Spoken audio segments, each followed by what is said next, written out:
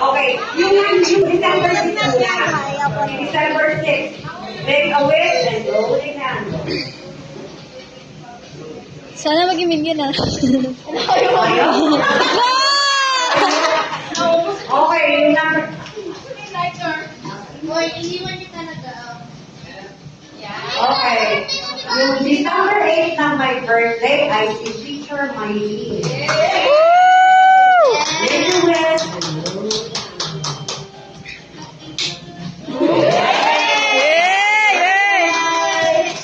Next. Is Christopher na kay Ganda na birthday, yung December 11. Matanda mo na!